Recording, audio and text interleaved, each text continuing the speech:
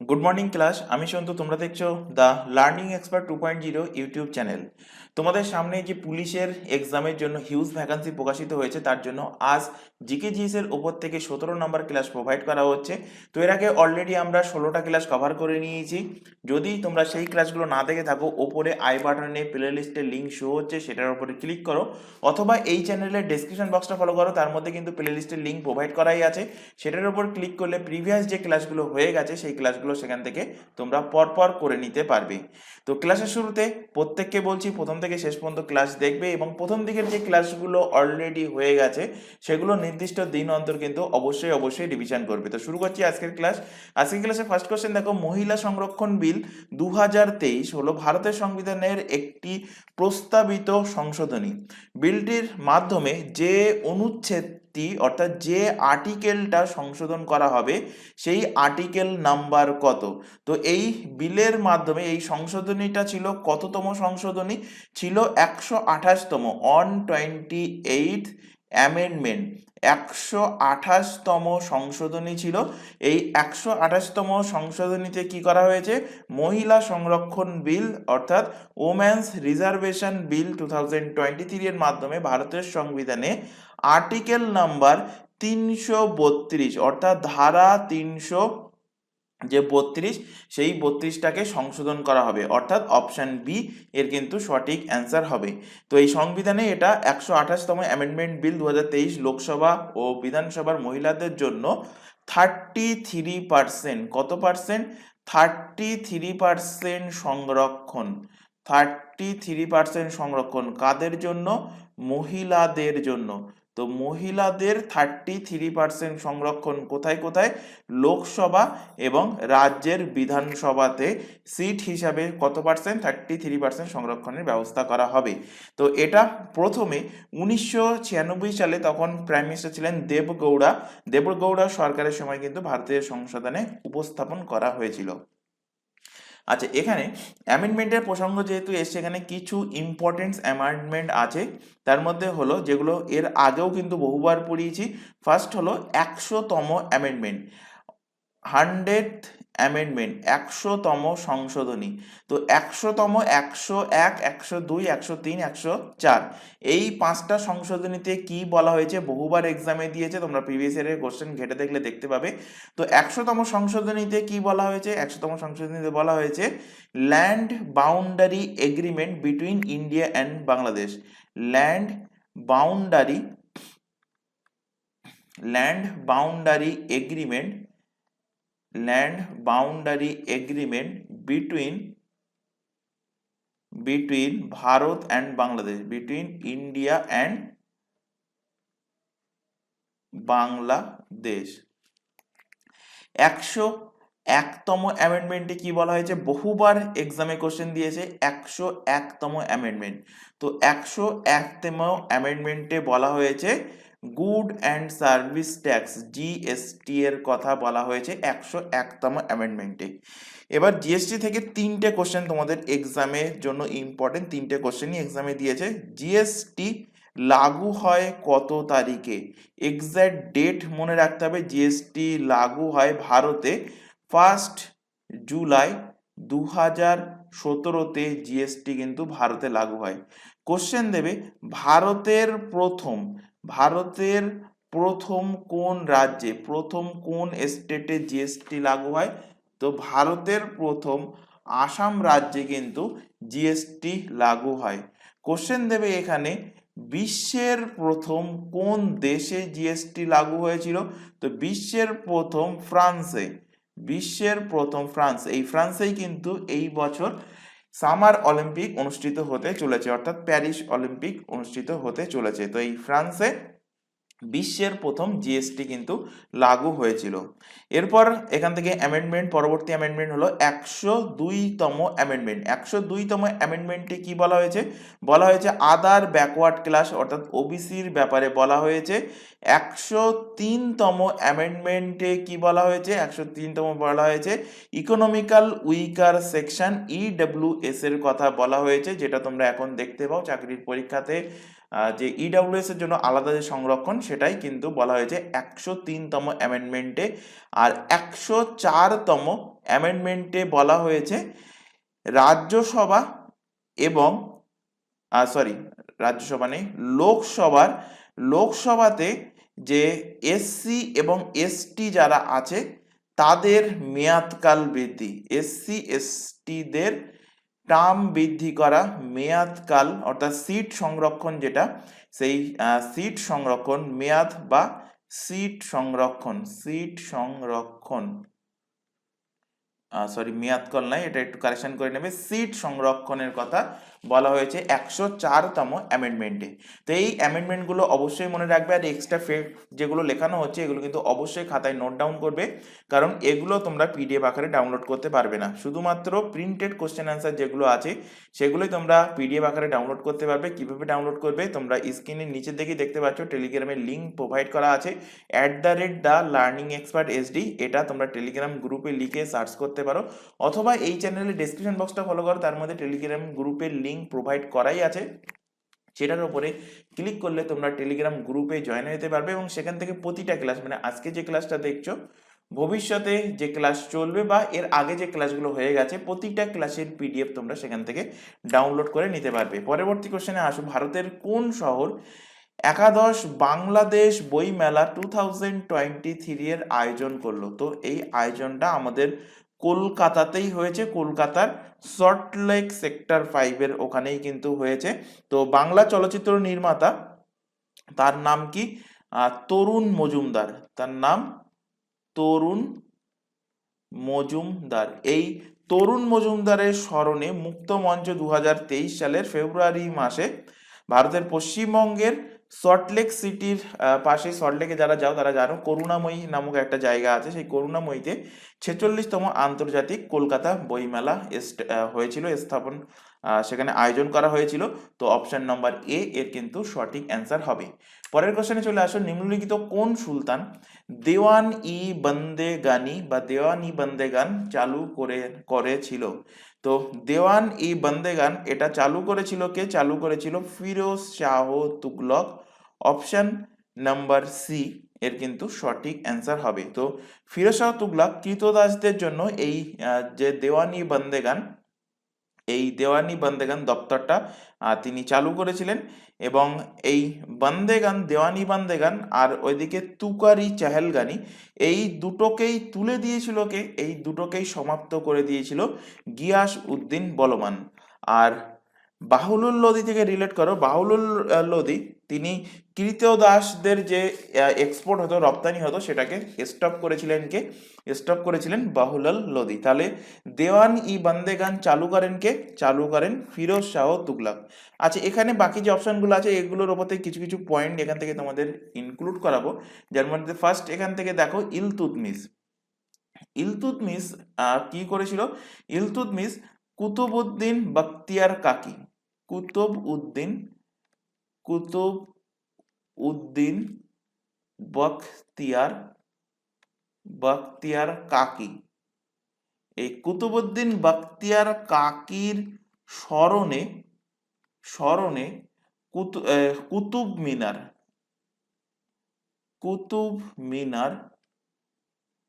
কুতুব মিনার তৈরি করেন কে আর সমাপ্ত করেন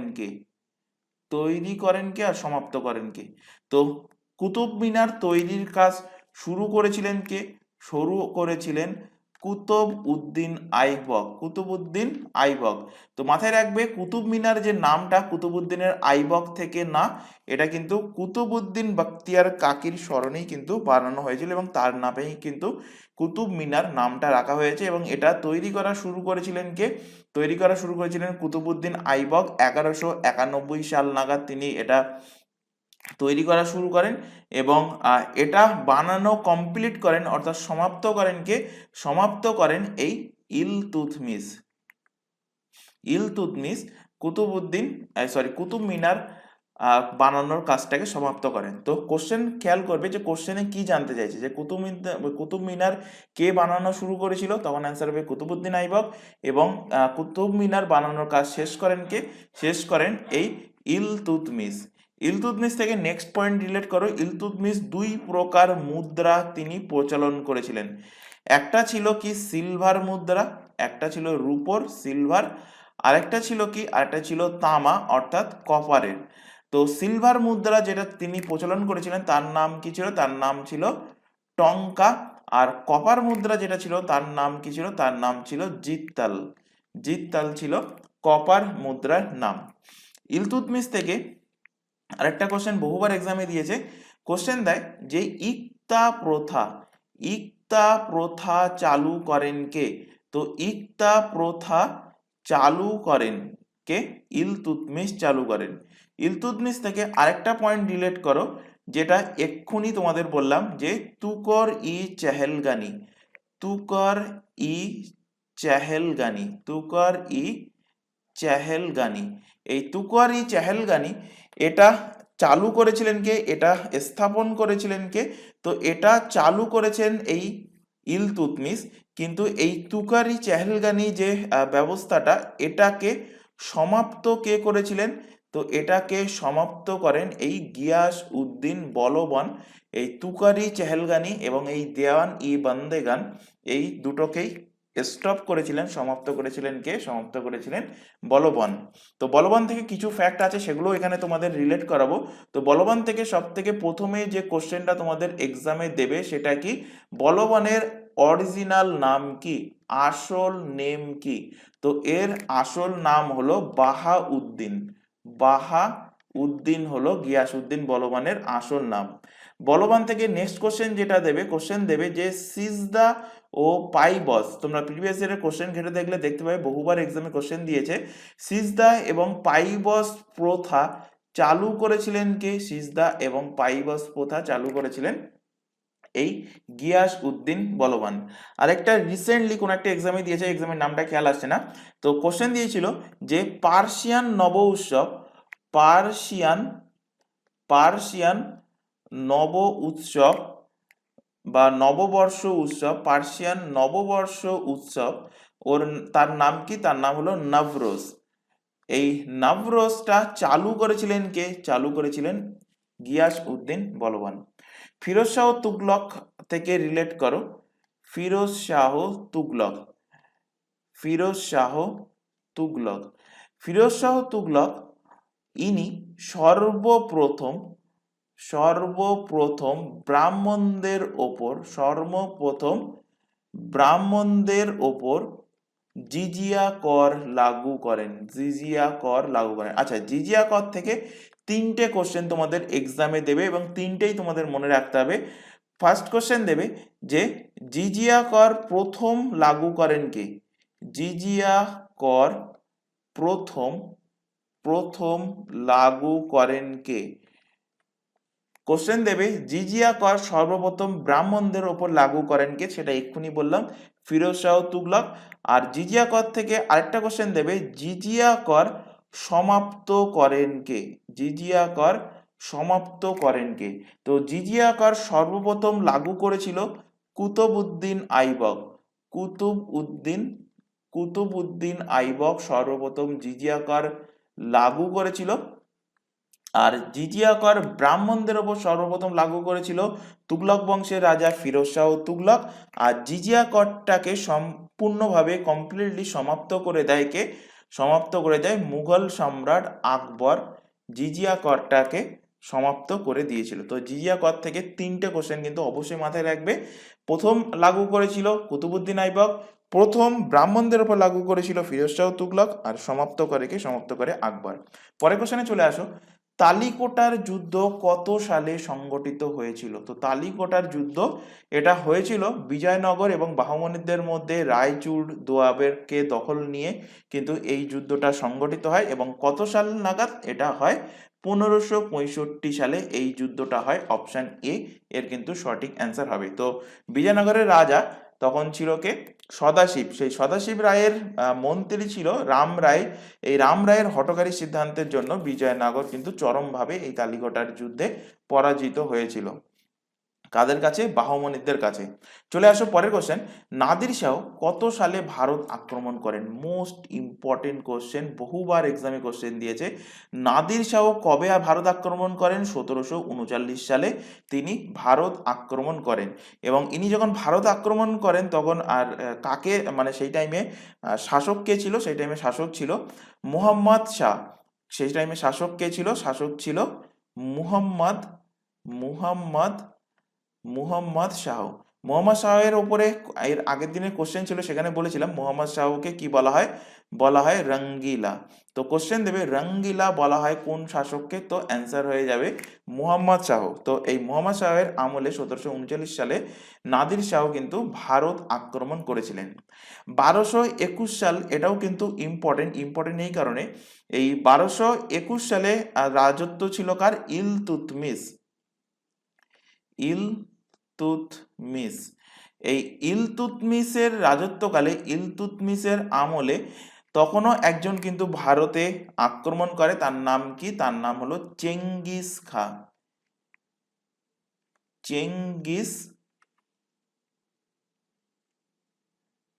চেঙ্গিস খাঁ। তো চেঙ্গিস খাঁ ভারত আক্রমণ করে কবে? ভারত আক্রমণ করে 1221 সালে।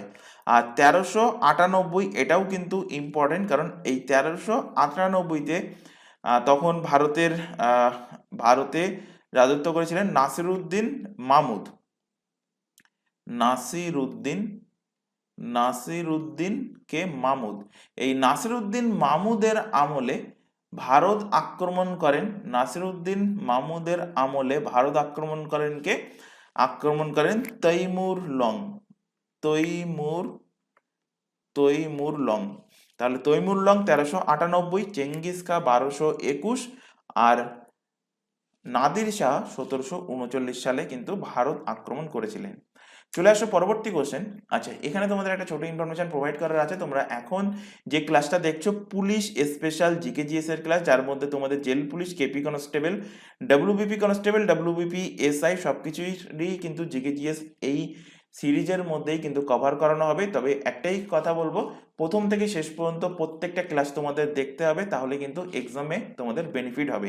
আর এখানে আদার্স যে এক্সামের নামগুলো দেখতে পাচ্ছ, প্রত্যেকটা এক্সামের জন্য আমাদের দুটো ইউটিউব চ্যানেল মিলিয়ে সম্পূর্ণ ফ্রিতে সিলেবাস ওয়াইজ কিন্তু লাইভ ক্লাস প্রোভাইড করা হচ্ছে। লাইভ ক্লাস অ্যাটেন্ড না করতে পারলে ক্লাসটা থেকে যাচ্ছে রেকর্ডেড ফরম্যাটে, সুতরাং রেকর্ডেড হিসেবেও কিন্তু পরবর্তীতে তোমরা ক্লাসগুলো দেখে নিতে পারবে। আর এই প্রতিটা এক্সামের জন্য আমাদের কিন্তু আলাদাভাবে হোয়াটসঅ্যাপ ব্যাচ ক্রিয়েট করা আছে। হোয়াটসঅ্যাপ ব্যাচে যুক্ত হওয়ার একটাই বেনিফিট, কখন কোন ক্লাস হবে সেই ক্লাসের লিঙ্কগুলো প্রোভাইড করা, তারপর ক্লাসের রুটিনগুলো প্রোভাইড করা, বা এক্সাম ওরিয়েন্টেড যাবতীয় গুরুত্বপূর্ণ ইনফরমেশন আমাদের হোয়াটসঅ্যাপ ব্যাচে প্রোভাইড করা হয়। তো হোয়াটসঅ্যাপ ব্যাচে যুক্ত হতে চাইলে কি করতে হবে? নিচে যে হোয়াটসঅ্যাপ নাম্বারটা তোমাদের সামনে ডিসপ্লে হচ্ছে, এই নাম্বারে আমাদেরকে ইনফর্ম করবে। হোয়াটসঅ্যাপে শুধুমাত্র মেসেজ করে ইনফর্ম করবে, কেউ ভিডিও কল করবে না, কেউ নর্মাল কলও কিন্তু করবে না, শুধুমাত্র মেসেজ করে ইনফর্ম করবে। তাহলে তোমাদের রিকোয়ারমেন্ট অনুযায়ী নির্দিষ্ট ব্যাচে তোমাদেরকে অ্যাড করে নেওয়া হবে এবং সেখান থেকে তোমাদের প্রপার গাইডেন্স প্রোভাইড করা হবে। এছাড়া এখানে আরও একটা ইনফরমেশন দেবো, তোমরা এখন যে চ্যানেলে ক্লাসটা দেখছো তার নাম হলো দ্য লার্নিং এক্সপার্ট 2.0। এই চ্যানেলেই প্রত্যেকটা এক্সামের জন্য তোমরা পেয়ে যাবে জিকেজিএস এর ক্লাস, পেয়ে যাবে কারেন্ট অ্যাফেয়ার্স এর ক্লাস, রিজনিং এর ক্লাস অ্যান্ড ইংলিশের ক্লাস, সম্পূর্ণ ফ্রিতে পেয়ে যাবে এই চ্যানেল থেকে। এবং প্রতিটা এক্সামের জন্য ম্যাথের ক্লাসের জন্য আমাদের কিন্তু একটা নতুন চ্যানেল ওপেন করা হয়েছে। চ্যানেলের নামটা ভালোভাবে দেখে নাও, ম্যাথস বাই সন্তু স্যার। চ্যানেলটা যেহেতু নতুন, তাই চ্যানেলের যে লিঙ্কটা সেটা আমরা এই ক্লাসের ডেসক্রিপশন বক্সে দিয়ে রেখেছি। তো ডেসক্রিপশন বক্স থেকে লিঙ্কটা ক্লিক করে নতুন চ্যানেলে যুক্ত হয়ে যাও, এবং চ্যানেলটা যেহেতু নতুন তো চ্যানেলটাকে সাবস্ক্রাইব করে বেল আইকনকে অল নোটিফিকেশন সেট করে রাখো, এবং এটাকেও যদি সাবস্ক্রাইব না করে থাকো এটাকেও সাবস্ক্রাইব করে নাও। এবং রেগুলার বেসিসে চ্যানেল দুটো থেকে কিন্তু ক্লাসগুলো চলছে। তো ক্লাসগুলো তোমাদের রিকোয়ারমেন্ট অনুযায়ী, তোমাদের টাইম অনুযায়ী ক্লাসগুলো কিন্তু প্রত্যেক দিন তোমরা রুটিন ওয়াইজ ক্লাসগুলো ফলো করতে থাকো। চলে আসো পরের কোশ্চেন, ইংরেজ ইস্ট ইন্ডিয়া কোম্পানি প্রথম কোথায় বাণিজ্য কুঠি নির্মাণ করেছিল? কোশ্চেনটা থেকে দুটো কোশ্চেন তোমাদের কনফিউজিং করে। ফার্স্ট অপশানে যেমন এখানে দেওয়া আছে সুরাট, ম্যাক্সিমাম ক্যান্ডিডেট সুরাট মেরে চলে আসবে, অ্যান্সার হয়ে যাবে ভুল। কেন অ্যান্সার ভুল হবে? এখানে কোশ্চেন বলেছে দেখো, ইংরেজ ইস্ট ইন্ডিয়া কোম্পানি প্রথম কোথায় বাণিজ্য কুঠি নির্মাণ করেছিল? তো ইংরেজ ইস্ট ইন্ডিয়া কোম্পানি প্রথম বাণিজ্য কুঠি নির্মাণ করে অন্ধ্রপ্রদেশের মাছিলিপত্তা নামে। অপশন নাম্বার বি এর সঠিক অ্যান্সার হবে। কত সালে? 1611 সালে। এবং এটা ছিল কি? এটা ছিল টেম্পোরারি টেম্পোরারি বাণিজ্য কুঠি। তাই কোশ্চেন তোমাদের দেয় যে ইংরেজ ইস্ট ইন্ডিয়া কোম্পানি প্রথম কোথায় পার্মানেন্ট, তো পার্মানেন্ট যখন অপশন দেবে তখন অ্যান্সার হয়ে যাবে কি? তখন অ্যান্সার হয়ে যাবে সুরাট। তো পার্মানেন্ট কোথায় বাণিজ্য কুঠি ইংরেজ ইস্ট ইন্ডিয়া কোম্পানি এস্টাবলিশ করেছিল? তো সেটা এস্টাবলিশ করেছিল গুজরাটের সুরাটে। কত সালে? সেটা 1613 সালে। কিন্তু যদি কোশ্চেন যদি দিয়ে যায় যে প্রথম কোথায় বাণিজ্য কুঠি, তো প্রথম বাণিজ্য কুঠি হয়ে যাবে মাছলিপত্তনম, এবং সেটা ছিল তাদের টেম্পোরারি বাণিজ্য কুঠি। আচ্ছা, এখান থেকে যে সমস্ত ইউরোপিয়ান গুলো ভারতে এসেছিল, যে সমস্ত ইউরোপিয়ান কোম্পানি, তো তাদের প্রথম বাণিজ্য কুঠি কোথায় ছিল? এখান থেকে এক্সামে কোশ্চেন দেয়। তো এখান থেকে তোমরা হেডিং করো ছোট ছোট করে যে ইউরোপিয়ান ইউরোপিয়ান, আর এদিকে হেডিং করো প্রথম বাণিজ্য কুঠি। প্রথম বাণিজ্য কুঠি কোথায় তারা নির্মাণ করেছিল? তো ফার্স্টে এখানে লেখো পর্তুগিজ। পর্তুগিজ। তো পর্তুগিজদের প্রথম বাণিজ্য কুঠি কোথায় ছিল? পর্তুগিজদের প্রথম বাণিজ্য কুঠি ছিল কালিকট। প্রথম কোন ইউরোপিয়ান ভারতে এসেছিল? ভারতে এসেছিল কিন্তু এই পর্তুগিজরা। এবং ভারত থেকে সব থেকে শেষে কোন ইউরোপিয়ানরা ভারত ছেড়ে গেছে? সেটাও কিন্তু পর্তুগিজরা। তো প্রথম ইউরোপিয়ান যিনি ভারতে এসেছিলেন তিনি কে? তিনি হলেন ভাস্কো দা গামা। তিনি কিন্তু এই কালিকট বন্দরে, কেরালার কালিকট বন্দরেই কিন্তু এসেছিলেন। তো কালিকট বন্দরেই প্রথম বাণিজ্য কুঠি পর্তুগিজদের কিন্তু গড়ে ওঠে। ওলান্দাস পরে এসছে কি? ওলান্দাস। তো ওলান্দাসদের বাণিজ্য কুঠি কোথায় এস্টাবলিশ হয়েছিল? ওলান্দাসদের বাণিজ্য কুঠি এস্টাবলিশ করেছিল, প্রথম বাণিজ্য কুঠি যেখানে ইংরেজ ইস্ট ইন্ডিয়া কোম্পানি ফার্স্ট বাণিজ্য কুঠি করেছিল, তো মাছলিপত্তনম। কোথায়? মাছলিপত্তনমে ওলান্দাসরা তাদের প্রথম বাণিজ্য কুঠি কিন্তু গড়ে তোলে। এরপর হলো ডেনমার্ক। ডেনমার্কদের প্রথম বাণিজ্য কুঠি কোথায় গড়ে তোলে?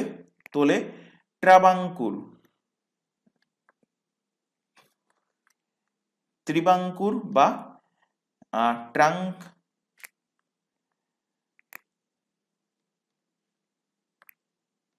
ট্রাবাঙ্কুর বা ট্রাবাঙ্কুর ট্রাংবাকুর করে ডেনমার্কদের প্রথম বাণিজ্য কুঠি গড়ে উঠেছিল। ইংরেজদের এক্ষুনি বললাম, ইংরেজদের টেম্পোরারি বাণিজ্য কুঠি প্রথম যদি বলে প্রথম বাণিজ্য কুঠি, তো সেটা হয়ে যাবে মাছলিপত্তনম, এবং সেটা টেম্পোরারি ছিল। আর যদি কোশ্চেনে উল্লেখ করে দেয় যে পার্মানেন্ট, ইংরেজ ইস্ট ইন্ডিয়া কোম্পানির পার্মানেন্ট বাণিজ্য কুঠি কোথায়, সেটা হলো সুরাটে অবস্থিত। তো এখানে আমি লিখলাম না। এরপরে লাস্ট লেখো ফরাসি অর্থাৎ ফ্রেঞ্চদের। তো ফ্রেঞ্চ বা ফরাসিদের প্রথম বাণিজ্য কুঠি কোথায় গড়ে উঠেছিল? তো এদের প্রথম বাণিজ্য কুঠি গড়ে উঠেছিল গুজরাটের সুরাটে। চলে আসো পরবর্তী কোশ্চেনে। সত্যশোধক সমাজ কে প্রতিষ্ঠা করেন? বহুবার পড়িয়েছি এই সমাজ রিলেটেড অনেকগুলো সমাজ আছে, যেমন প্রার্থনা সমাজ আছে, ব্রহ্ম সমাজ আছে, আর্য সমাজ আছে, তত্ত্ববোধনী সভা আছে, তারপরে থিওসফিক্যাল সোসাইটি আছে, ভারত সেবা সমিতি, তারপর আছে এশিয়াটিক সোসাইটি। এগুলো কে প্রতিষ্ঠা করেন, কে ইস্টাবলিশ করেন? বহুবার এক্সামে দিয়েছে, এর মধ্যে কোনো না কোনো একটা কিন্তু তোমাদের এক্সামে থাকবে। তো এখান থেকে রিলেট করো যে সত্যশোধক সমাজ, সত্যশোধক সমাজের ফাউন্ডার অর্থাৎ প্রতিষ্ঠাতা ছিলেন কে? জ্যোতিবা ফুলে। অপশন সি এর কিন্তু সঠিক অ্যান্সার হবে। এখান থেকে বাকি যে সমাজগুলো আছে সেগুলো রিলেট করো। তার মধ্যে মোস্ট তিনটি ইম্পর্টেন্ট, সেটা হলো প্রার্থনা সমাজ, প্রার্থনা প্রার্থনা সমাজ, আর্য সমাজ, প্রার্থনা সমাজ, প্রার্থনা সমাজ, ব্রহ্ম সমাজ, ব্রহ্ম সমাজ এবং আর্য সমাজ, আর্য সমাজ। তো প্রার্থনা সমাজের প্রতিষ্ঠাতা কে ছিলেন? আত্মরাম পাণ্ডুরঙ্গ। আত্মরাম পাণ্ডুরঙ্গ। আত্মারাম পাণ্ডুরঙ্গ ছিল প্রার্থনা সমাজের প্রতিষ্ঠাতা। ব্রহ্ম সমাজের প্রতিষ্ঠাতা ছিলেন কে? ব্রহ্ম সমাজের প্রতিষ্ঠাতা ছিলেন রাজা রামমোহন রায়। রাজা কে? রাজা রামমোহন রয়। কোশ্চেন দেবে আর্য সমাজের প্রতিষ্ঠাতা কে ছিলেন? আর্য সমাজের প্রতিষ্ঠাতা ছিলেন স্বামী দয়ানন্দ। তো আর্যকে যদি ইংলিশ ল্যাঙ্গুয়েজে যদি লেখা যায় বা ইংলিশ অ্যাব্রিভিয়েশনে যদি উচ্চারণ করা যায় তো আর্যকে বলা হয় কি আরিয়া। তো আরিয়া দয়া, আরিয়া দয়া, আরিয়া দয়া। তো স্বামী দয়ানন্দ, স্বামী দয়ানন্দ সরস্বতী, স্বামী দয়ানন্দ সরস্বতী আরিয়া সমাজ অর্থাৎ আর্য সমাজের প্রতিষ্ঠাতা। কোশ্চেন দেবে তত্ত্ববোধনী সভা, তত্ত্ববোধনী, তত্ত্ববোধনী সভা। তো তত্ত্ববোধনী সভার ফাউন্ডার কে ছিলেন? তত্ত্ববোধনী সভার ফাউন্ডার ছিলেন দেবেন্দ্রনাথ ঠাকুর।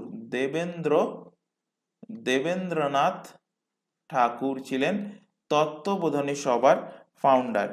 কোশ্চেন দেবে তোমাদের এখান থেকে যে Asiatic society, Asiatic, Asiatic society, Asiatic সোসাইটির ফাউন্ডার কে ছিলেন? তো এশিয়াটিক সোসাইটির ফাউন্ডার ছিলেন উইলিয়াম জোন্স।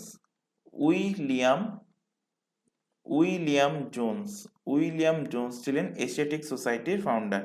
কোশ্চেন দেবে theosophical society, theosophical, theosophical society. তো থিওসফিক্যাল সোসাইটির ফাউন্ডার, তার নাম ছোটভাবেই মনে রাখবে, মাথায় রাখবে শুধুমাত্র হেলেনা, মাথায় রাখবে। তো ফুল নামটা আমি এখানে লিখে দিচ্ছি, মাদাম হেলেনা, মাদাম হেলেনা পেত্রোনোভা, শুধুমাত্র হেলেনা এইটুকুই মনে রাখবে। পেত্রোভানা, পেত্রোভানা ব্লাভাটস্কি, ব্লাভাটস্কি ছিলেন থিওসফিক্যাল সোসাইটির ফাউন্ডার। এখনো আরো তিনটে আছে, একটা ছিল সত্যশোধক সমিতি, যেটা কোশ্চেনে ছিল সেটির কারণে আমি লিখছি না। আর দুটো আছে, একটা হলো ভারত, ভারত সেবা সমিতি, ভারত সেবা সমিতি। এর ফাউন্ডার কে ছিলেন? প্রতিষ্ঠাতা ছিলেন গোপাল কৃষ্ণা গোখলে। বহুবার এক্সামে কোশ্চেন দিয়েছে। গোপাল কৃষ্ণা গোখলে ছিলেন ভারত সেবা সমিতির ফাউন্ডার। আরেকটা কোশ্চেন দেবে তোমাদের এখান থেকে, খুদাই খিদমতগার, খুদাই, খুদাই খিদমতগার। তো খুদাই খিদমতগার এটা প্রতিষ্ঠা করেছিলেন কে? খান আব্দুর গফফর খান, খান আব্দুর গফফর খান।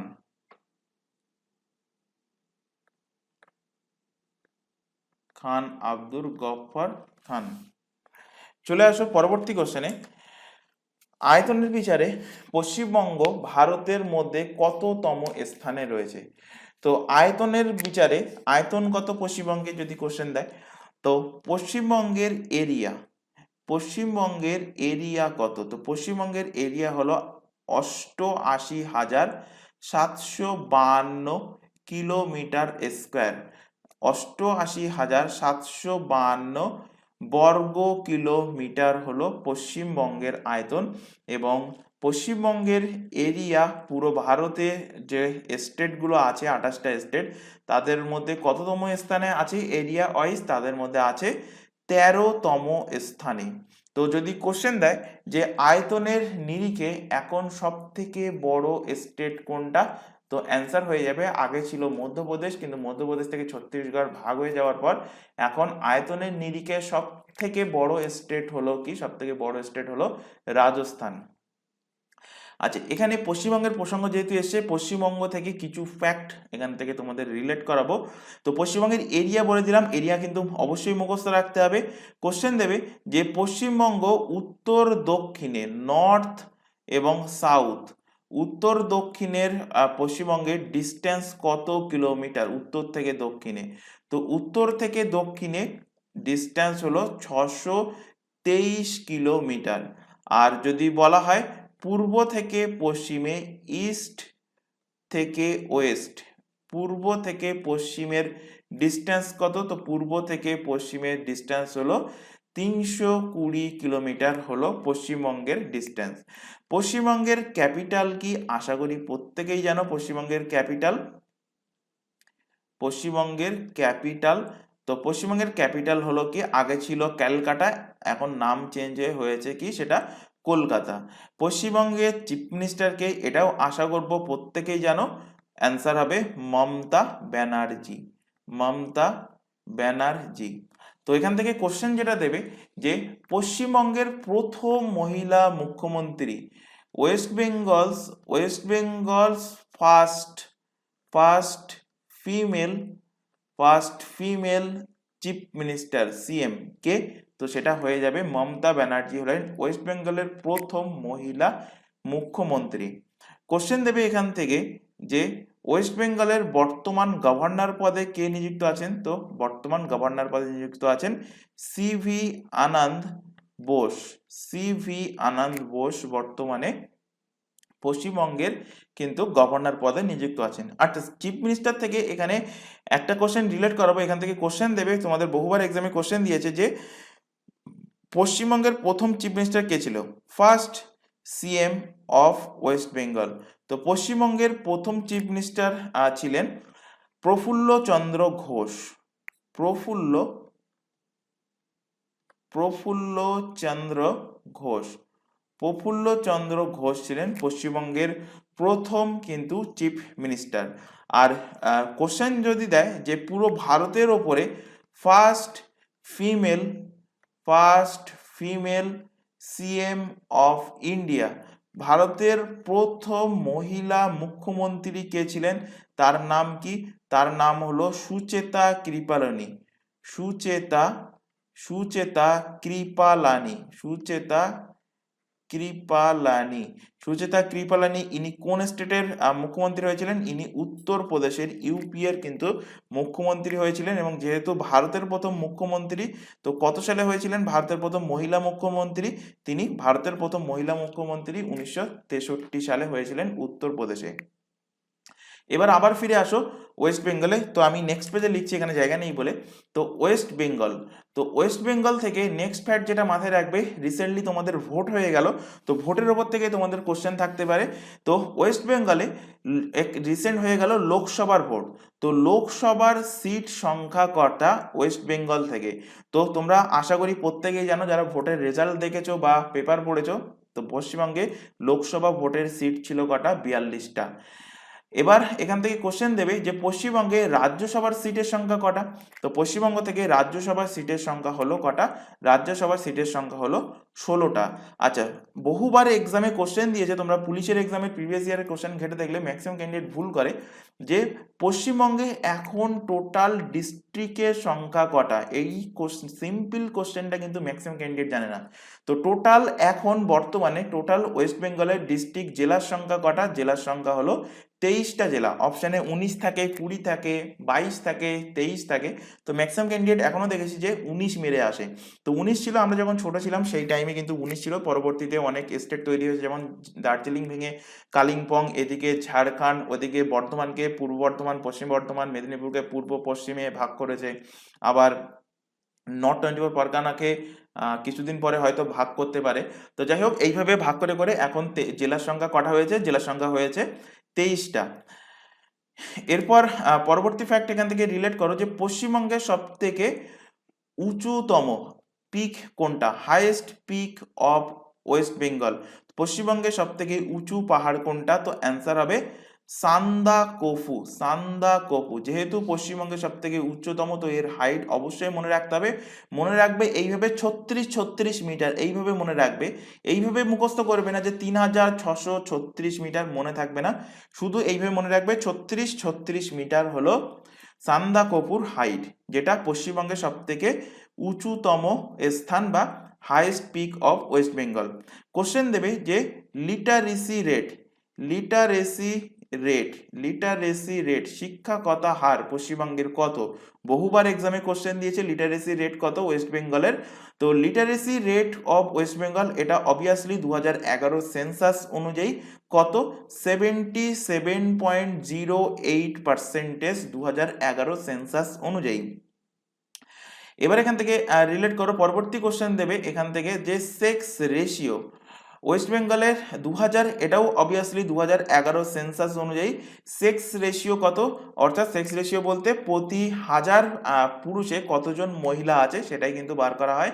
তো 950 জন মহিলা প্রতি হাজার জন পুরুষের রেসপেক্টে 950 জন মহিলা আছে ওয়েস্ট বেঙ্গলে 2011 সেন্সাস অনুযায়ী।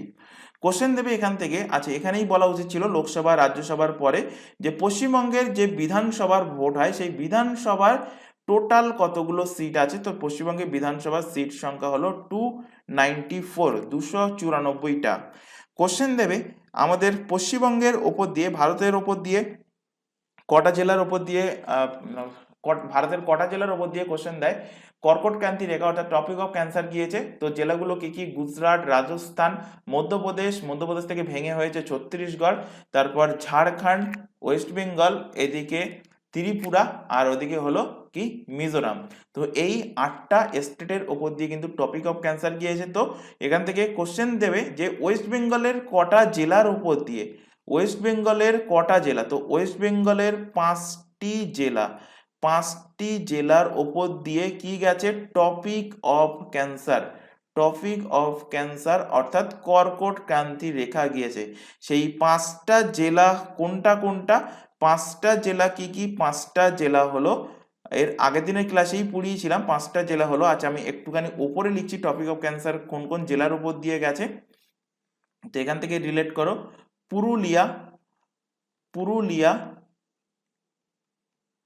পুরুলিয়া গেছে পশ্চিম বর্ধমান, পূর্ব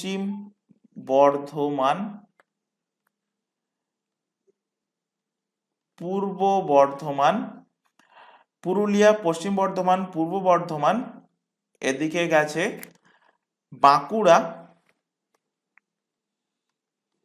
বাঁকুড়া আর গেছে নদিয়া।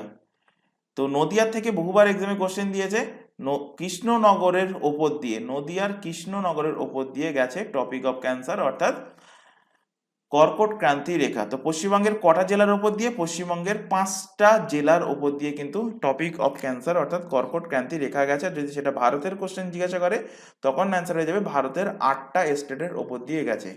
এখান থেকে কোশ্চেন দেবে ওয়েস্ট বেঙ্গল থেকে যে ওয়েস্ট বেঙ্গলের যে বর্ডারটা সেই বর্ডারটা ভারতের কটা স্টেটকে শেয়ার করেছে। তো ওয়েস্ট বেঙ্গলের বর্ডার, পশ্চিমবঙ্গের বর্ডার ভারতের কটা স্টেটের সাথে শেয়ার করেছে?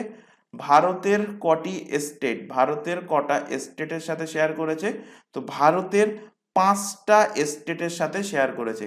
কোন কোন স্টেট? পশ্চিম দিক থেকে রিলেট করো পশ্চিমবঙ্গের। তো নিচের দিকে আছে কি? নিচের দিকে আছে ওড়িশার ওপরে আছে ঝাড়খণ্ড। তো ঝাড়খণ্ডের সাথেও কিন্তু বর্ডার শেয়ার করে। ঝাড়খণ্ডের ওপরে আছে কি? বিহারের সাথে বর্ডার শেয়ার করে। তারপর তোমরা নর্থ ইস্ট সাইডে চলে যাও। নর্থ ইস্ট সাইডে কি আছে? নর্থ ইস্ট সাইডে আছে আসাম এবং পশ্চিমবঙ্গের নর্থে আছে কি? সিকিম। তো এই 5টা রাজ্যের সাথে পশ্চিমবঙ্গ কিন্তু বর্ডার শেয়ার করে। আর যদি কোশ্চেন দিত যে ওয়েস্ট বেঙ্গলের বর্ডার কটা কান্ট্রির সাথে শেয়ার করে? তো ওয়েস্ট বেঙ্গলের বর্ডার কিন্তু 3টে কান্ট্রির সাথে শেয়ার করে। কি কি? একটা হলো বাংলাদেশ, নেপাল আর হলো ভুটান। নেপাল অ্যান্ড ভুটান আর বাংলাদেশ, এই 3টে দেশের সাথে কিন্তু পশ্চিমবঙ্গের কিন্তু বর্ডার শেয়ার করে। আচ্ছা এখান থেকে কোশ্চেন দেবে যে বর্তমান জনসংখ্যার বিচারে পশ্চিমবঙ্গের র্যাঙ্ক কত ভারতের মধ্যে? তো বর্তমানে জনসংখ্যার বিচারে ওয়েস্ট বেঙ্গলের র্যাঙ্ক, জনসংখ্যার বিচারে বর্তমানে জনসংখ্যার বিচারে ওয়েস্ট বেঙ্গলের র্যাঙ্ক কত?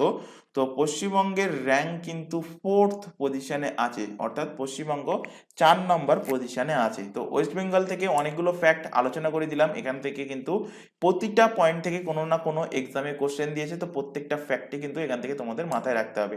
চলে আসে পরের কোশ্চেন, সুন্দরবন কত সালে রামসার তালিকাভুক্ত হয়? আচ্ছা, তার আগে এখান থেকে বলি সুন্দরবন থেকে তোমাদের 6টা সাল মনে রাখতে হবে। এই 6টা সাল থেকে কোনো না কোনো সাল থেকে কোনো না কোনো এক্সামে কিন্তু কোশ্চেন দিয়েছে। তো এখান থেকে হেডিং করো সুন্দরবন, সুন্দরবন। এবার পরপর সালগুলো লেখো। ফার্স্ট এখানে লেখো 1973 সাল। তো 1973 সালে কি হয়েছিল? সুন্দরবনকে টাইগার রিজার্ভ হিসাবে ঘোষণা করা হয়েছিল। সুন্দরবনকে সর্বপ্রথম টাইগার রিজার্ভ অর্থাৎ ব্যাঘ্র প্রকল্প হিসাবে ঘোষণা করা হয়েছিল 1973 সালে। 1973 ঠিক 4 বছর পরে 1977 এই সুন্দরবনকে বন্যপ্রাণী অভয় অরণ্য অর্থাৎ ইংলিশে বলবে কি wild life sanctuary, wild life sanctuary, বন্যপ্রাণী অভয় অরণ্য, বন্য প্রাণী অভয় অরণ্য, অভয় অরণ্য ঘোষণা করা হয় কবে? 1977 সালে। এর পরবর্তী পরের সাল যেটা তোমাদের মনে রাখতে হবে সেটা হলো 1984 সাল। 1984 পরে মনে রাখতে হবে 1987, 1987 পরে 1989 এবং তারপর মনে রাখতে হবে 2019 সাল। তো এই 6টা সাল মনে রাখতে হবে এবং 6টা সাল থেকে কোনো না কোনো এক্সামে কিন্তু কোশ্চেন দিয়েছে। তো 1984 সালে কি হয়েছিল? 1984 সালে সুন্দরবনকে ন্যাশনাল পার্ক ঘোষণা করা হয়েছিল। ন্যাশনাল পার্ক অর্থাৎ বাংলাতে কি বলবো? জাতীয় উদ্যান, জাতীয় উদ্যান হিসেবে ঘোষণা করা হয় কবে? 1984 সালে। 1987 সাল কোশ্চেনটা মোস্ট ইম্পর্টেন্ট, বহুবার এক্সামে কোশ্চেন দিয়েছে। সুন্দরবনকে কবে UNESCO world heritage, UNESCO world heritage সাইটের তকমা দেওয়া হয়েছে? তো ইউনেস্কো ওয়ার্ল্ড হেরিটেজ সাইটের তকমা দেওয়া হয়েছে 1987 সালে। কোশ্চেন দেবে তোমাদের সুন্দরবনকে বায়োস্ফিয়ার রিজার্ভ হিসাবে, বায়োস্ফিয়ার বায়োস্ফিয়ার বায়োস্ফিয়ার রিজার্ভ হিসাবে কবে ঘোষণা করা হয়েছে? তো সুন্দরবনকে বায়োস্ফিয়ার রিজার্ভ হিসাবে ঘোষণা করা হয়েছে কবে? 1989 সালে। আর লাস্ট কোশ্চেন যেটা এই কোশ্চেনেই রাখা হয়েছে যে সুন্দরবনকে রামসার সাইট, রামসার সাইট হিসাবে কবে ঘোষণা করা হয়েছে? তো সুন্দরবনকে রামসার সাইট হিসাবে ঘোষণা করা হয়েছে 2019 সালে। তো অ্যান্সার হয়ে যাবে অপশন নাম্বার ডি, 2019 কিন্তু এর সঠিক অ্যান্সার হবে। চলে আসো, আচ্ছা এখান থেকে রামসার সাইটের প্রসঙ্গ যেহেতু এসে রামসার সাইটের উপর থেকে কিছু কোশ্চেন তোমাদের করাবো। কোশ্চেন দেবে যে বর্তমানে, আচ্ছা নেক্সট পেজে চলে আসি। আচ্ছা নেক্সট পেজে জায়গা নেই, তবুও আমি এখানে লিখছি।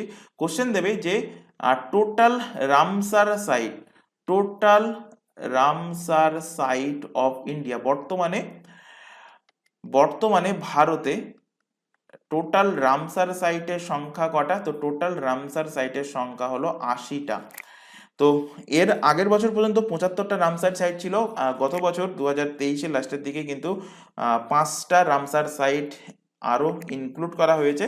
তো রামসার সাইটের নামগুলো যদি না মনে রাখতে চাও কোনো ব্যাপার না, দেয় না খুব একটা সচরাচর এক্সামে, তবুও একবার চোখ বুলিয়ে নেবে। আমি এখানে লিখে দিচ্ছি, দুটো স্টেট থেকে রামসার সাইট নির্বাচন করা হয়েছে। লাস্ট যে 5টা সেগুলো কি কি? কর্ণাটক,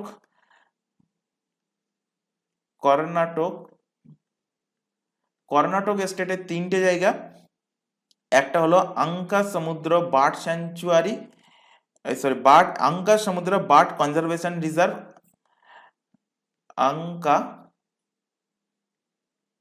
আঙ্কা সমুদ্র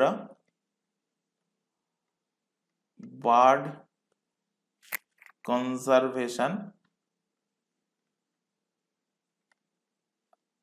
বার্ড কনজারভেশন রিজার্ভ, আরেকটা হলো মাগাডি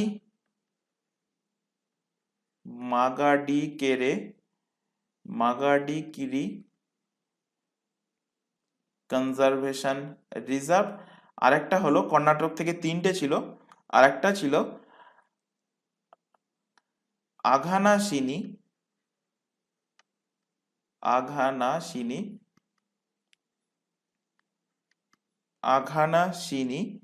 অ্যাসচুরি। এই তিনটে জায়গা কর্ণাটক থেকে, আর দুটো জায়গা আছে, সে দুটো হলো তামিলনাড়ু থেকে। তো আমি উপরে লিখছি তামিলনাড়ু থেকে কোন কোন জায়গা। তামিলনাড়ু থেকে দুটো জায়গা আমি এখানে শর্টে বলে দিচ্ছি। একটা হলো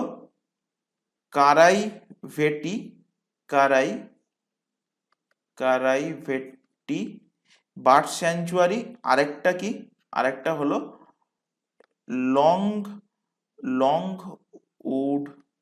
লংউড শোলা রিজার্ভ ফরেস্ট। তো কারাইভেট্টি বার্ড স্যাংচুয়ারি আর লংউড শোলা রিজার্ভ ফরেস্ট, এই দুটো হলো তামিলনাড়ু থেকে। আর কর্ণাটক থেকে তিনটে, একটা হলো আঙ্কাসমুদ্র বার্ড কনজারভেশন রিজার্ভ, আর একটা হলো মাগাডিকেরে কনজারভেশন রিজার্ভ, আর একটা হলো আঘানাশিনী অ্যাসচুয়ারি। এই পাঁচটা কিন্তু রামসার সাইট হিসাবে ঘোষণা করা হয়েছে লাস্ট ইয়ারে। চলে আসো পরবর্তী কোশ্চেন। নিম্নলিখিত কোন স্থান থেকে গঙ্গা নদী হুগলি ও পদ্মা নদীতে বিভক্ত হয়েছে? আশা করি পশ্চিমবঙ্গের প্রত্যেকটা স্টুডেন্টেরই এই কোশ্চেনটা জানা উচিত। তো অ্যান্সার হয়ে যাবে কি? অ্যান্সার হয়ে যাবে ধুলিয়ান থেকে। অপশন নাম্বার এ এর কিন্তু সঠিক অ্যান্সার হবে। তো পশ্চিমবঙ্গের ধুলিয়ানটা কোন জেলাতে অবস্থিত? এটা অবস্থিত মুর্শিদাবাদ। তো পশ্চিমবঙ্গের মুর্শিদাবাদে এসে গঙ্গা নদী দুটো ভাগে বিভক্ত হচ্ছে, হুগলি যেটা আমাদের পশ্চিমবঙ্গের মধ্যে দিয়ে বাহিত হয়ে বঙ্গোপসাগরে পড়ছে, আর পদ্মা যেটা বাংলাদেশে প্রবেশ করছে। তো এখান থেকে কোশ্চেন দেয় যে গঙ্গা নদী ওয়েস্ট বেঙ্গলে প্রবেশ করে কোথা থেকে? তো গঙ্গা নদী ওয়েস্ট বেঙ্গলে প্রবেশ করে রাজমহল পাহাড়ের কাছ থেকে। রাজমহল পাহাড়ের কাছ থেকে কিন্তু গঙ্গা নদী ওয়েস্ট বেঙ্গলে পশ্চিমবঙ্গে প্রবেশ করে। চলে আসো পরের কোশ্চেন। কোন বন্দরের মাধ্যমে জাপানে সর্বাধিক আকরিক লোহা রপ্তানি করা হয়? তো জাপানে সর্বাধিক আকরিক লোহা রপ্তানি করা হয় গোয়ার যে মুর্মুগাঁও বন্দর আছে, সেই গোয়ার মুর্মুগাঁও বন্দর থেকে। তাহলে মুর্মুগাঁও বন্দর কোথায় অবস্থিত? গোয়াতে অবস্থিত। তো গোয়ার মুর্মুগাঁও বন্দর থেকে জাপানে কিন্তু সর্বাধিক আকরিক লোহা ভারত থেকে কিন্তু রপ্তানি করা হয়। এখান থেকে দুটো কোশ্চেন রিলেট করো। কোশ্চেন দেবে যে ভারতের সব থেকে লোহা আকরিক উৎপাদিত হয় কোন রাজ্যে, অর্থাৎ হাইয়েস্ট আয়রন ওর প্রডিউসিং স্টেট।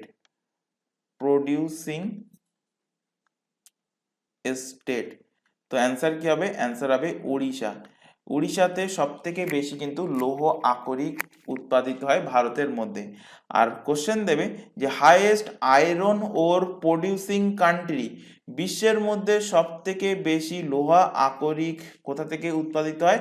সেটা উৎপাদিত হয় অস্ট্রেলিয়া থেকে।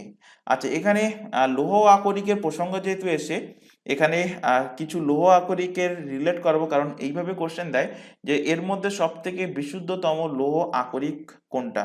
তো লৌহ আকরিকের টাইপস, তো টাইপস অফ আয়রন ওর লিখে হেডিং করো। কটা টাইপস? 4টে টাইপসের আছে। তার মধ্যে সব থেকে বেস্ট কোয়ালিটি তাকে বলা হয় কি? তাকে বলা হয় ম্যাগনিটাইট।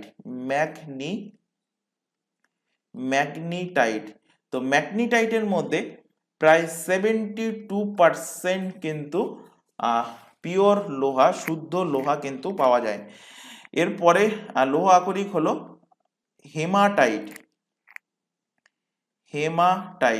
হেমাটাইটের মধ্যে 69% বিশুদ্ধতা থাকে। এরপর হলো লিমোনাইট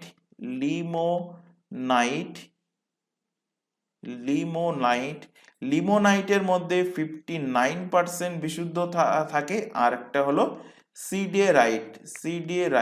সিডেরাইটের মধ্যে অ্যাপ্রক্স 50% বা 45-48% মতো কিন্তু বিশুদ্ধতা থাকে। তাহলে লৌহ আকরিকগুলো কি কি, এইভাবে কোশ্চেন দেয় যে হিমাটাইট কিসের আকরিক, তো হিমাটাইট হলো লৌহ আকরিক। কোশ্চেন দেবে লিমোনাইট কিসের আকরিক, তো লিমোনাইট হলো লৌহ আকরিক। চলে আসো পরের কোশ্চেন, ভারতের কোথায় ডিজেল ইঞ্জিন তৈরি হয়, রেল ইঞ্জিন কোথায় তৈরি হয়, তো ভারতের ডিজেল ইঞ্জিন তৈরি হয় উত্তরপ্রদেশের বারাণসীতে। রেল ইঞ্জিন কিন্তু তৈরি হয়, অপশন সি এর সঠিক অ্যান্সার হবে।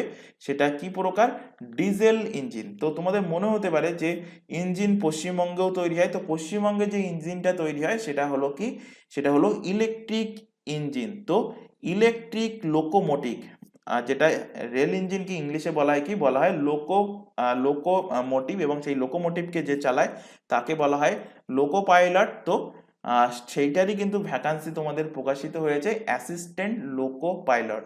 তো যাই হোক, এখান থেকে দেখো যে ইলেকট্রিক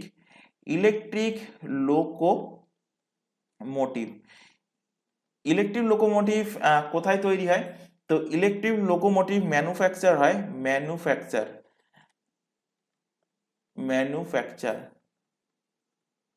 কোথায় হয়, সেটা হয় পশ্চিমবঙ্গের কোথায়, পশ্চিমবঙ্গের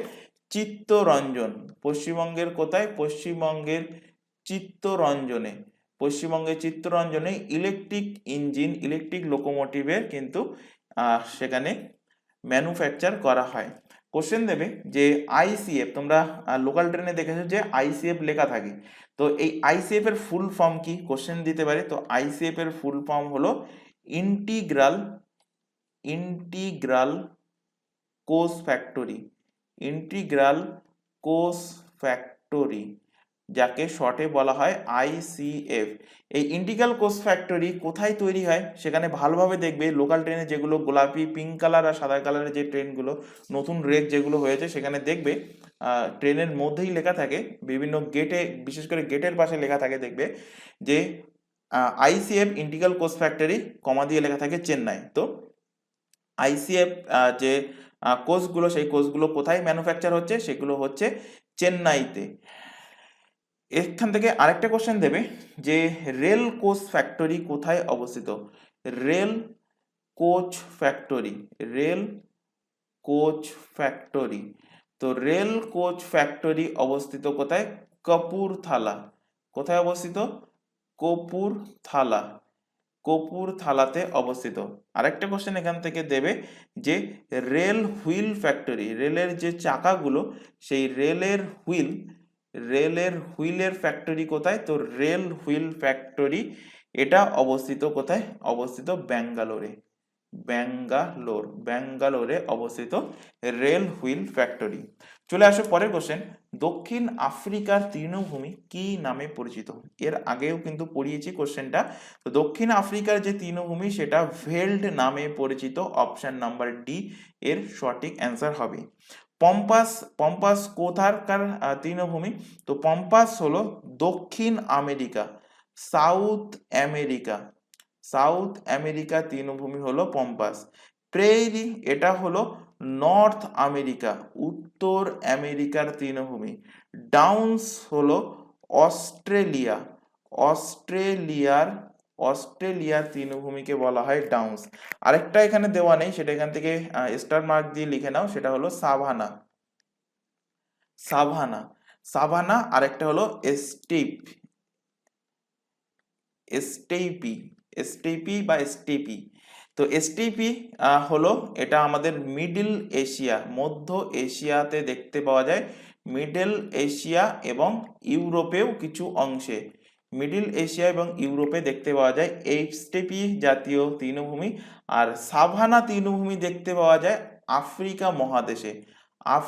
মহাদেশে। আর দক্ষিণ আফ্রিকার দেশে কি দেখতে পাওয়া যায়, ভেল্ড জাতীয় তৃণভূমি। তো এখান থেকে একটা, দুটো, তিনটে, চারটে, পাঁচটা, ছটা, এই ছটা তৃণভূমি কোথায় কোথায় দেখতে পাওয়া যায় এগুলো কিন্তু অবশ্যই তোমাদের মাথায় রাখতে হবে। চলে আসো পরের কোশ্চেন, হিমালয় পার্বত্য অঞ্চলে কোন ধরনের কয়লা পাওয়া যায়? পিট, লিগনাইট, বিটুমিনাস না অ্যানথ্রাসাইট? তো হিমালয় পার্বত্য অঞ্চলে দেখতে পাওয়া যায় অ্যানথ্রাসাইট জাতীয় কয়লা, অপশন নাম্বার ডি এর কিন্তু সঠিক অ্যান্সার হবে। তো কোশ্চেন যদি দেয় যে types of coal, types of কয়লা, কয়লার প্রকারভেদ, তো কয়লার প্রকারভেদ কি কি? অ্যানথ্রাসাইট, বিটুমিনাস, লিগনাইট এবং পিট। তো এখান থেকে কোশ্চেন দেয় যে সব থেকে ভালো মানের কয়লা কোনটা বা সব থেকে ঘটিয়া কয়লা কোনটা? তো এখান থেকে দেখো যে যে কয়লাতে কার্বনের পরিমাণ বেশি থাকবে, যত পার্সেন্ট থাকবে সেই কয়লা কিন্তু তত ভালো। যেমন এখানে অ্যানথ্রাসাইট, অ্যানথ্রাসাইটে 80% কিন্তু কয়লা থাকে এবং সব থেকে ভালো কয়লা, সব থেকে ভালো কয়লা হলো কোনটা? কয়লা হলো এই অ্যানথ্রাসাইট কয়লা। বিটুমিনাসে একটু কম থাকে, 60% কিন্তু কার্বন থাকে। বিটুমিনাসের থেকে খারাপ কয়লা হলো লিগনাইট, লিগনাইটে 50% মতো কার্বন থাকে। আর পিট কয়লাতে 30 থেকে অ্যাপ্রক্স ধরতে পারো 40% কিন্তু, এই যে ভ্যালুগুলো বললাম এগুলো কিন্তু অ্যাপ্রক্স ভ্যালু, 30 থেকে 40% কার্বন থাকে। তো সব থেকে খারাপ কয়লা কোনটা? সব থেকে খারাপ কয়লা হলো এর মধ্যে পিট কয়লা, সব থেকে খারাপ কয়লা। তো সব থেকে ভালো কয়লা কোনটা? অ্যান্সার হবে অ্যানথ্রাসাইট। কোশ্চেন ঘেটে দেখবে, বহুবার এক্সামে এখান থেকে কোশ্চেন দিয়েছে যে এর মধ্যে সব থেকে ভালো কয়লা কোনটা?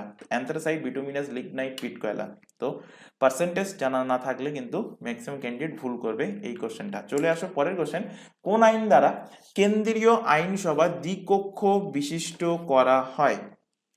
তো কেন্দ্রীয় আইনসভা 1935 সালে ভারত শাসন আইন দ্বারা কেন্দ্রীয় আইনসভাকে কিন্তু দ্বিকক্ষ বিশিষ্ট করা হয়েছিল, অর্থাৎ অ্যান্সার হয়ে যাবে কি অপশন ডি, ভারত শাসন আইন 1935। তো 1919 সালে ভারত শাসন আইন দ্বারা প্রাদেশিক আইনসভায় প্রাদেশিক যে আইনসভা ছিল সেই প্রাদেশিক আইনসভাকে 1919 সালের যে ভারত শাসন আইন ছিল সেটার দ্বারা কিন্তু দ্বিকক্ষ বিশিষ্ট করা হয়েছিল, কিন্তু কেন্দ্রীয় আইনসভাকে দ্বিকক্ষ বিশিষ্ট করা হয় ভারত শাসন আইন 1935-এর দ্বারা। চলে আসো পরবর্তী কোশ্চেন, সংবিধানের কোন ধারায় অভিন্ন দেওয়ানি বিধির কথা বলা আছে? বাংলা কোশ্চেনে এইটাই হলো কিন্তু সব থেকে বড় অসুবিধা। এই কোশ্চেনটা যদি কেউ ইংলিশ ফরম্যাটে দেখে ইজিলি অ্যান্সার করতে পারবে। একে ইংলিশে বলা হয় কি uniform civil code. Uniform civil code কোন আর্টিকেলে বলা আছে? তো এটা বলা আছে ডিপিএসপি অর্থাৎ ডিরেক্টিভ প্রিন্সিপাল অফ স্টেট পলিসির আন্ডারে আর্টিকেল নাম্বার 44-এ কিন্তু বলা আছে কি, বলা আছে ইউনিফর্ম সিভিল কোড অর্থাৎ অভিন্ন দেওয়ানি বিধির কথা। তো বাংলা টার্মের পাশাপাশি ইংলিশ টার্মটাও মাথায় রাখবে এবং দরকার পড়লে তোমরা কোশ্চেন উল্টে একটুখানি ইংলিশ টার্মটা দেখে নেবে। তো এই ইউনিফর্ম সিভিল কোডটা কি একটুখানি জাস্ট ছোটভাবে বোঝাচ্ছি। এতে এই ইউনিফর্ম সিভিল কোডে ভারতীয় নাগরিকদের জন্য একটা অভিন্ন দেওয়ানি বিধির বিধান রয়েছে। এই অভিন্ন দেওয়ানি বিধি তৈরি করা হয়েছে যাতে করে ভারতের জন্য একটা আইন প্রণয়ন করা যায়। যেমন মুসলিমদের মধ্যে তাদের বিবাহ বা বিবাহ বিচ্ছেদের বিভিন্ন রীতি আছে, হিন্দুদের একরকম বিবাহের রীতি আছে বা বিবাহ বিচ্ছেদের রীতি আছে, খ্রিস্টানদের একরকম বিবাহ বিধি বা বিবাহের রীতি আছে, পাঞ্জাবিদের একরকম রীতি আছে। তো এই রীতিগুলো যাতে সবার কমন হয়, অর্থাৎ যাতে করে ভারতের জন্য একটা আইন প্রণয়ন করা যায় যা বিবাহ বিচ্ছেদ, উত্তরাধিকার বা দত্তক নেওয়ার মতো বিষয়ে সমস্ত ধর্মীয় সম্প্রদায়ের ওপরে যেন সেই জিনিসটা প্রযোজ্য হয়, সেটাই হলো কিন্তু ইউনিফর্ম সিভিল কোডের লক্ষ্য বা এর মধ্যে এটাই কিন্তু বলা আছে। তো এখান থেকে কোশ্চেন দেবে যে তোমাদের এক্ষুনি বললাম যে ইউনিফর্ম সিভিল কোড অনেক সময় কোশ্চেন দেয় কিসের মধ্যে আছে, ফান্ডামেন্টাল রাইটস, ফান্ডামেন্টাল ডিউটি, তারপরে দেবে ডিপিএসপি, দেবে সিটিজেনশিপ। তো অ্যান্সার হবে ডিপিএসপির মধ্যে। তো আর্টিকেল 44 কিসের মধ্যে আছে? আর্টিকেল 44 আছে ডিপিএসপি, রাষ্ট্রের নীতি নির্দেশকমূলক নীতির মধ্যে। এই ডিপিএসপির মধ্যে কোন আর্টিকেল থেকে কোন আর্টিকেল পর্যন্ত? তো আর্টিকেল নাম্বার 36 থেকে আর্টিকেল নাম্বার 36 থেকে আর্টিকেল নাম্বার 51 পর্যন্ত ডিপিএসপির মধ্যে আছে। ডিপিএসপি কত নম্বর পার্টে আছে? ডিপিএসপির উল্লেখ আছে পার্ট নাম্বার 4, পার্ট নাম্বার 4-এ আছে ডিপিএসপির ব্যাপারে বলা। এই ডিপিএসপির ধারণা কোন দেশের সংবিধান থেকে নেওয়া হয়েছে? নেওয়া হয়েছে আয়ারল্যান্ডের সংবিধান থেকে। আয়ারল্যান্ডের সংবিধান থেকে কিন্তু আমরা এই ডিপিএসপিটা নিয়েছি।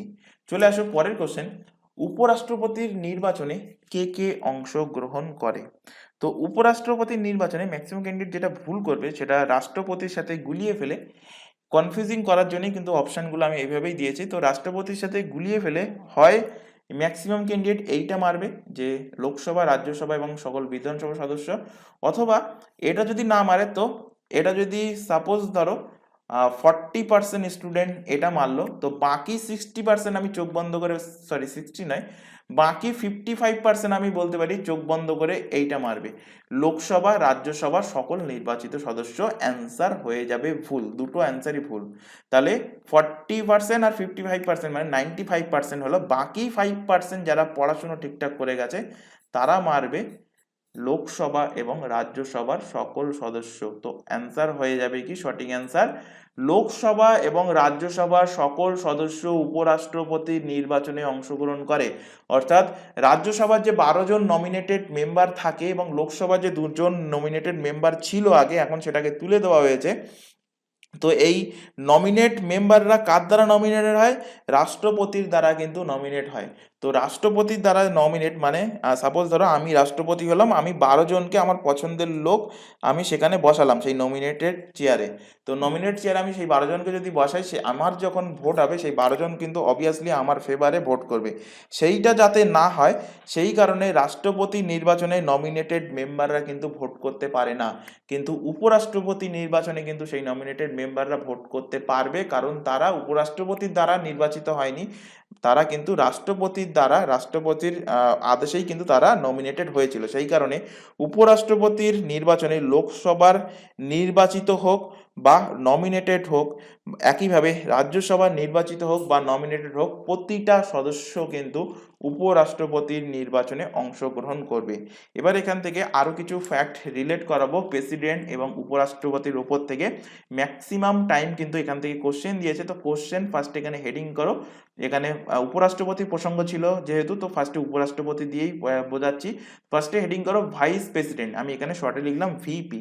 তো এই ভাইস প্রেসিডেন্টের যে নির্বাচন হয় না নমিনেটেড হয়? অবভিয়াসলি নির্বাচন হয়, তো ইলেকশন হয়।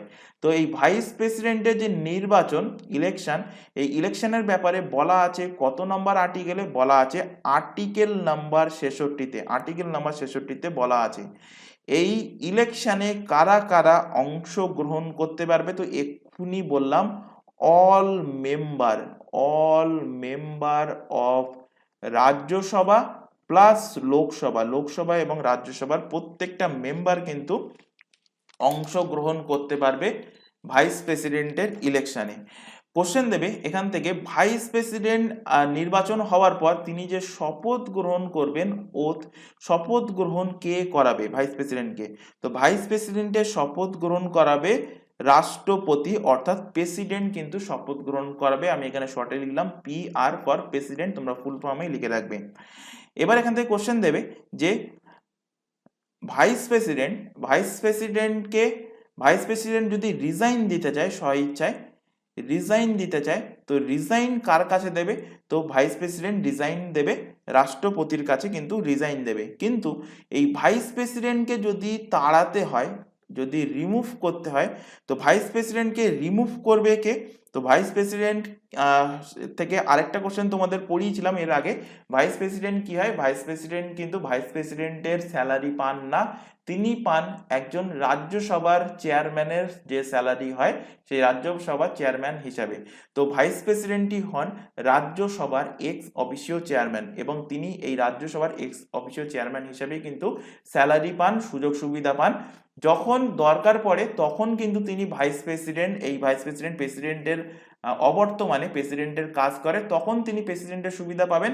বাকি সময় কিন্তু তিনি ভাইস প্রেসিডেন্টের কোনো সুবিধা বা ভাইস প্রেসিডেন্ট হিসেবে কোনো স্যালারি তিনি পান না, তিনি পান রাজ্যসভার এক্স অফিসিও চেয়ারম্যান হিসাবে। তাই তিনি একজন রাজ্যসভার মেম্বার যেহেতু, তাই তাকে তাড়াবে এই রাজ্যসভার মেম্বাররাই, অর্থাৎ by council of state, by council of states. Council of state মানে কি, মানে হলো রাজ্যসভা, RS লিখে দিলাম। এবার এখান থেকে হেডিং করো প্রেসিডেন্ট, ভারতের রাষ্ট্রপতি। তো প্রেসিডেন্টের ওপরেও এই 4টে পয়েন্ট তোমাদের জানতে হবে। প্রেসিডেন্টের যে নির্বাচন হয়, প্রেসিডেন্টকেও কিন্তু ইলেকশন মাধ্যমে কিন্তু নির্বাচন করা হয়, অর্থাৎ প্রেসিডেন্টের অ্যাপয়েন্ট কিভাবে হয়, প্রেসিডেন্টের অ্যাপয়েন্ট হয় ইলেকট্রাল কলেজের দ্বারা, by electoral college, by electoral কলেজের দ্বারা কিন্তু প্রেসিডেন্টের নির্বাচন হয়। তো এই প্রেসিডেন্টের নির্বাচনে কোশ্চেন দেবে, যেমন এখানে কোশ্চেন ছিল ভাইস প্রেসিডেন্টের নির্বাচনে কারা অংশগ্রহণ করে, তো তেমনি প্রেসিডেন্টের নির্বাচনে কারা অংশগ্রহণ করবে, তো অংশগ্রহণ করবে ইলেকটেড মেম্বার, নির্বাচিত সদস্য। সবসময় মাথায় রাখবে প্রেসিডেন্টের নির্বাচনে কিন্তু শুধুমাত্র ইলেকটেড মেম্বাররাই কিন্তু ভোট দিতে পারবে। তো ইলেকটেড মেম্বার অফ লোকসভা, প্রেসিডেন্টের নির্বাচনে লোকসভার ইলেকটেড মেম্বাররা, ইলেকটেড মেম্বার অফ রাজ্যসভার ইলেকটেড মেম্বাররা, এবং রাজ্যের যে বিধানসভা, সেই রাজ্যের বিধানসভার ইলেকটেড মেম্বাররা কিন্তু প্রেসিডেন্টের যে ভোট, সেই ভোটে কিন্তু তারা অংশগ্রহণ করতে পারবে। এর পাশাপাশি আরও দুটো ইউনিয়ন টেরিটরি আছে, সেই দুটো ইউনিয়ন টেরিটরি থেকেও কিন্তু তারা প্রেসিডেন্টের ভোটে অংশগ্রহণ করতে পারবে। সেই দুটো ইউনিয়ন টেরিটরি কোনটা, একটা হলো ক্যাপিটাল দিল্লি, আরেকটা হলো পুদুচেরি এবং দিল্লি, এরা প্রেসিডেন্টের ইলেকশনে কিন্তু অংশগ্রহণ করতে পারে। এবার তোমাদের মনে হতে পারে যে বিধান পরিষদ কেন লিখছি না, তো বিধান পরিষদ লিখছি না এই কারণে, বিধান পরিষদ গুটি কয়েক রাজ্যে কিন্তু আছে বর্তমানে, সব রাজ্যে কিন্তু বিধান পরিষদ নেই। যখন বিধান পরিষদ প্রত্যেকটা রাজ্যে লাগু হয়ে যাবে, প্রত্যেকটা রাজ্যে চালু হয়ে যাবে, তখন বিধান পরিষদেরও ইলেকটেড মেম্বাররা রাষ্ট্রপতির যে নির্বাচন, সেই নির্বাচনে কিন্তু অংশগ্রহণ করতে পারবে। যেহেতু বিধান পরিষদ সব স্টেটে নেই, তো বাকি স্টেটের সাথে সেটা কিন্তু বেইমানি করা হবে, সেই কারণে কিন্তু বিধান পরিষদের মেম্বাররা প্রেসিডেন্টের যে ইলেকশনটা হয়, সেই ইলেকশনে তারা অংশগ্রহণ করতে পারে না। কোশ্চেন দেবে প্রেসিডেন্টের যে শপথ বাক্য, কে শপথ বাক্য পাঠ করাবে, তো প্রেসিডেন্টের শপথ বাক্য পাঠ করাবে চিফ জাস্টিস অফ সুপ্রিম কোর্টকে SC লিখে দিলাম, তোমরা ফুল ফর্মে লিখে রাখবে।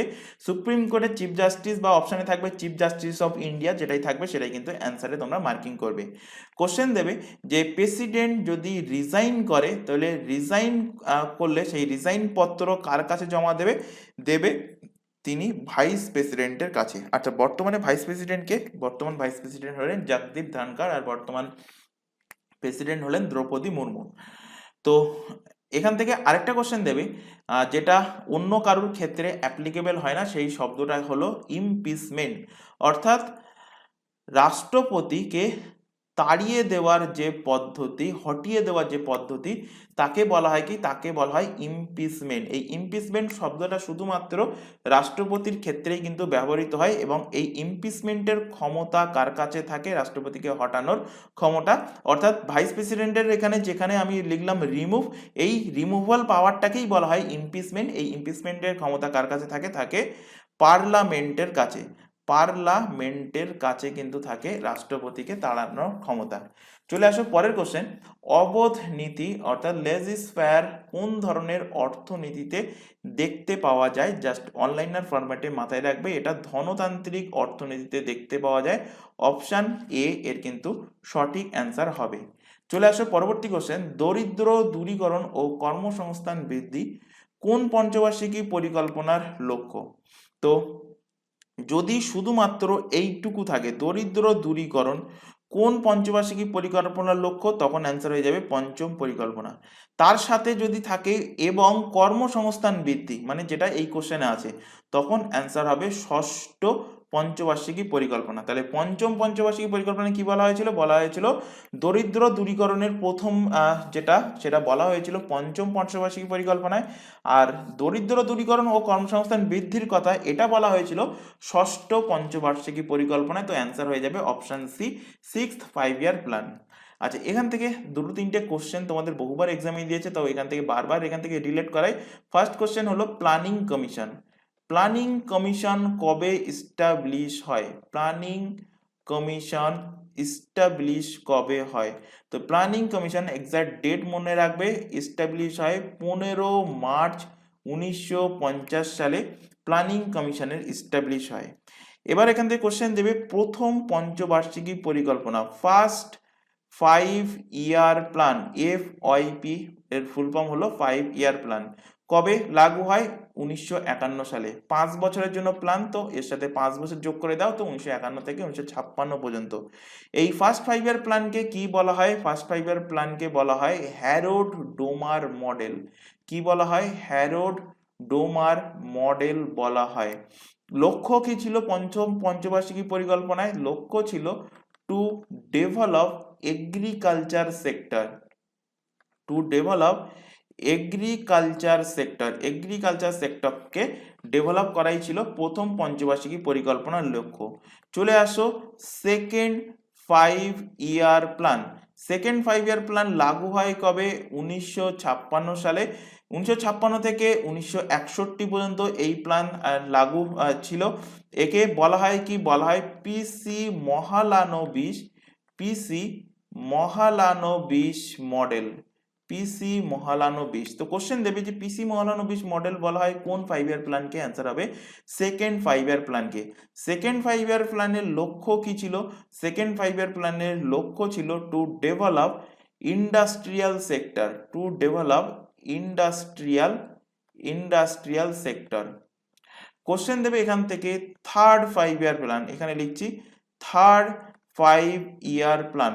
থার্ড 5-year প্ল্যান 1900 এর জাস্ট পরে 1961-তে শুরু হয়েছিল এবং 5 বছরের জন্য 1966 পর্যন্ত। এই 5-year প্ল্যানটা অতটাই কিন্তু সাকসেসফুল ছিল না, কিন্তু এই 5-year প্ল্যানকে কি বলা হয়? বলা হয় গাডগিল যোজনা। তো কোশ্চেন দেবে তোমাদের গাডগিল যোজনা বলা হয় কোন পঞ্চবার্ষিকী পরিকল্পনাকে? তৃতীয় পঞ্চবার্ষিকী পরিকল্পনাকে।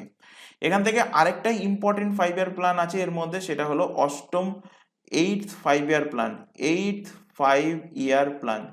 8th 5-year প্ল্যানটা কবে থেকে কবের মধ্যে লাগু ছিল? এটা 1992 থেকে 97 এর মধ্যে লাগু ছিল। ইম্পর্টেন্ট এই কারণে, এই 5-year প্ল্যানে এলপিজি রিফর্মস, এলপিজি বলতে বর্তমানে যে গ্যাস সিলিন্ডারে এলপিজি লিকুইড পেট্রোলিয়াম গ্যাস, এটা না, এলপিজি রিফর্মস এর মানে আলাদা, সেটা বলে দিচ্ছি। তো এলপিজি রিফর্মস, এলপিজি সংস্কার হয়েছিল কোন 5-year প্ল্যানে? কোন পঞ্চবার্ষিকী পরিকল্পনায়? অষ্টম পঞ্চবার্ষিকী পরিকল্পনায়। এল ফর কি? এল ফর হলো liberalisation, liberalisation, liberalisation. P for privatisation, privatisation. আর জি ফর কি? Globalisation, globalisation. তো এই হলো এলপিজির full form, liberalisation, privatisation and globalisation. এটা হয়েছিল কোন পঞ্চবার্ষিকী পরিকল্পনায়? অষ্টম পঞ্চবার্ষিকী পরিকল্পনায়। আচ্ছা, এখান থেকে কোশ্চেন দেবে যে টোটাল কতগুলো 5-year প্ল্যান ভারতে লাগু হয়েছিল? টোটাল 5-year প্ল্যানের সংখ্যা, তো টোটাল 5-year প্ল্যান ছিল 12টা। তো 12 নম্বর 5-year প্ল্যান যেটা ছিল, সেই 12 নম্বর 5-year প্ল্যানটা 2012-তে লাগু হয়েছে এবং 2017 পর্যন্ত চলার কথা ছিল, কিন্তু এর পরিবর্তে, এর মিডিলে এর পরিবর্তে 5-year প্ল্যানের পরিবর্তে চলে আসে কি? চলে আসে নীতি আয়োগ চলে আসে। এবং নীতি আয়োগ কবে ইস্টাবলিশ হয়? এটাও কিন্তু এক্সাম পয়েন্ট অফ ভিউ থেকে মোস্ট ইম্পর্টেন্ট। এটার ইস্টাবলিশ হয় ডেট সহ মনে রাখবে, 1 জানুয়ারি 2015 সালে নীতি আয়োগের কিন্তু ইস্টাবলিশ হয়েছিল, যেটা এসেছিল এই 5-year প্ল্যানের পরিবর্তে। চলে আসো আজকের ক্লাসের লাস্ট কোশ্চেন। নিম্নলিখিত কোন একটি পরমাণু, নিম্নলিখিত কোনটি, নিম্নলিখিত, এখানে একটুখানি কারেকশন করে নেবে, নিম্নলিখিত কোন একটি বা কোনো একটি পরমাণুর কেন্দ্রের ব্যাস নির্ণয় করতে ব্যবহার করা হয়। নিম্নলিখিত কোনটা পরমাণুর কেন্দ্রের ব্যাস নির্ণয় করতে ব্যবহার করা হয় ফার্মিকে। তো 1 ফার্মি সমান কত? আমরা ছোটবেলায় পড়ে এসেছি 1 ফার্মি সমান কত মিটার? 1 ফার্মি সমান 10 টু দি পাওয়ার 15 মিটার হলো 10 টু দি পাওয়ার -15 মিটার হলো 1 ফার্মি। আর যদি এটাকে সেন্টিমিটারে কনভার্ট করি তাহলে 10 টু দি পাওয়ার -13 সেন্টিমিটার হলো 1 ফার্মি সমান। তো অ্যান্সার হয়ে যাবে কি পরমাণুর ব্যাস মাপতে আমরা ব্যবহার করি ফার্মি, অপশন বি এর সঠিক অ্যান্সার হবে। তো আজকের ক্লাসে তোমাদের এই 20টা কোশ্চেন রাখা হয়েছিল, আশা করি প্রতিটা কোশ্চেন তোমাদের ক্লিয়ার হয়েছে। ক্লাস ভালো লাগলে অবশ্যই কিন্তু ক্লাসটাকে লাইক করবে, তোমার বন্ধু বান্ধবের মধ্যে শেয়ার করবে যারা পুলিশের এক্সামের পাশাপাশি আদার্স অন্যান্য কম্পিটিটিভ এক্সামের জন্য প্রিপারেশন নিচ্ছে। আর প্রত্যেককে বলছি চ্যানেল দুটোকে সাবস্ক্রাইব করে নাও এবং রেগুলার বেসিসে চ্যানেল দুটোতে কিন্তু ক্লাস চলছে, তো রেগুলার বেসিসে চ্যানেল দুটো থেকে ক্লাসগুলো ফলো করো। তো আজকের ক্লাস আমরা এখানে শেষ করছি, আজকের ক্লাস এই পর্যন্ত। আর ক্লাসে যদি কোনো রকম ডাউট থেকে থাকে সেটাও অবশ্যই কিন্তু আমাদের কমেন্ট বক্সে কমেন্ট করে জানাবে, তাহলে তোমাদের সেই ডাউটটা পরবর্তী ক্লাসে তোমাদের ক্লিয়ার করা হবে। তো আজকের ক্লাস আমরা এখানে শেষ করছি, আজকের ক্লাস এই পর্যন্ত। নেক্সট দেখা হবে পরবর্তী ক্লাস নিয়ে। Thank you.